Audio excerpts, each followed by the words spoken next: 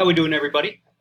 Today in my presentation, I'm going to be going over Edwin Sutherland's 1947 Differential Association theory.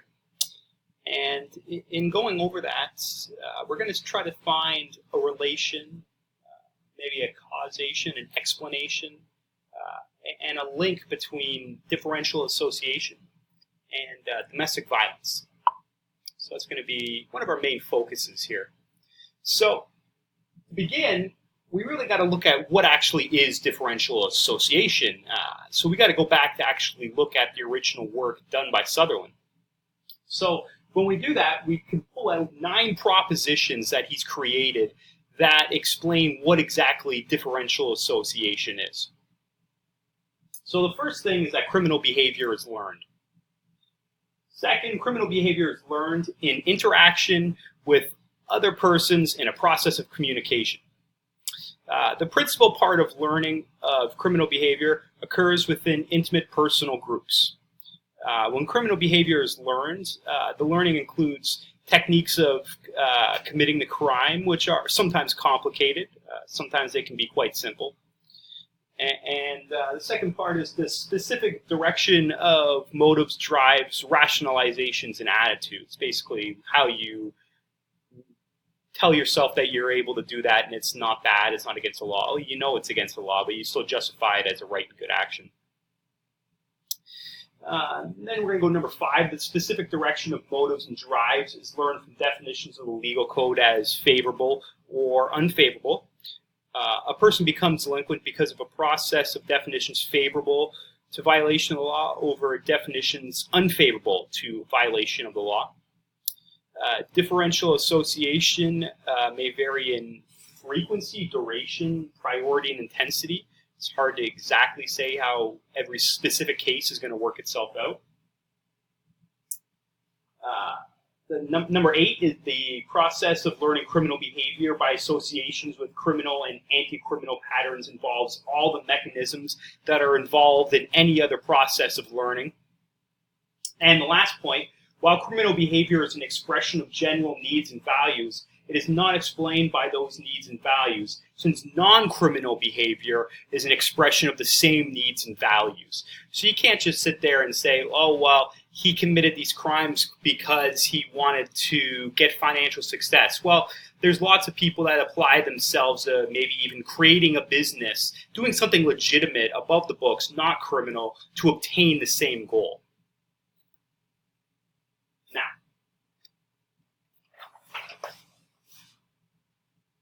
I tried to look at a whole bunch of studies, trying to find a relationship between domestic violence and differential association. So after going through a whole bunch of different studies, I was actually able to come to a conclusion, learn something that I wasn't anticipating on learning. I didn't go into this with this specific hypothesis of figuring this out.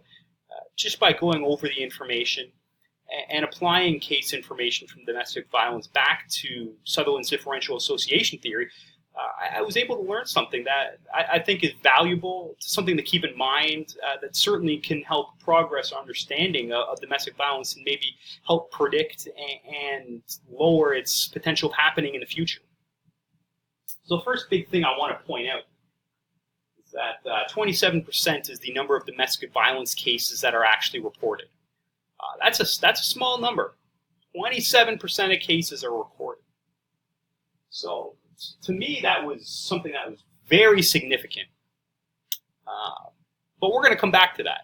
That's going to come into play here in a little bit. That was Elias's study. Now, I'm going to move on to another study here by Farouz, Jami, and Masood. So their study focused on university-age students who grew up in households with domestic violence. So these young adults had a lot of experience with this stuff growing up. 55% of domestic violence offenders had been victims of physical attacks by their parents. So of all the people they could find that had committed domestic violence acts, 55% had been beaten when they were youngsters. So I thought that was significant that they had experienced that behavior towards themselves. But even more interesting is that 65% of domestic violence offenders had witnessed their mothers being beaten. So 10% more became domestic violence offenders when it happened to their mother, not to them. I thought that was very interesting. Like, it's a better explanation if it happens to your mother than if it happens to you. It's a better predictor for future behaviors, if you will. Now, here's where I started to put together this connection. Now, this green here, these are unreported domestic violence assaults. Because we said, we have that 27% that are reported. But it's this 73% here that really started to make me think, how many children are affected by this? There's no specific cases that really go out there and say the percentage of domestic violence cases where there's children involved. That's a hard number to get, so I don't have that specifically, but I can look at this and see the large potential for differential association learning right here. Huge amount. Now, the Farood study kind of went back and touched on this a little bit, and I'm gonna pull a quote from them. To witness domestic violence means that a child may not be physically involved or the victim of the abuse, but physically present in the area where the violent behavior or incident happens, or may overhear about the violence or abuse, or come to know about it through observing the aftermath. So they're really trying to explain here that, let's say mom and dad are fighting downstairs in the kitchen, and we're talking about a house environment here. So let's say the children are upstairs sleeping. They could be in their rooms, and all of a sudden they hear some plates being thrown around, some screaming, some swearing. They're not physically in the room where the domestic violence may be happening, but they can certainly hear it. They're physically there for the aftermath. I think this is a very important thing to understand, that kids are quite perceptive. If they come downstairs in the morning and they see a whole bunch of things have been broken, maybe there's a broken piece of furniture, maybe mom's got a cut on her face or a black eye or something, kids are going to put together pretty quickly what happened. They're going to understand what their father did. They're going to understand what happened to their mother. And in 73% of these cases, they're going to see that there's not really any repercussions. They're going to see that their father, a role model, someone that teaches them supposedly what's morally right or wrong, they're getting to see that this is a way to solve your problems. This is a solution to a problem. Physical violence. There's no repercussions. And dad solved the problem with mom, whatever that might have been. So I think this is a massive thing that we need to look at. We need to see that there's so much potential for domestic violence when children are witness to this as kids. When we look at differential association again, let's go back here.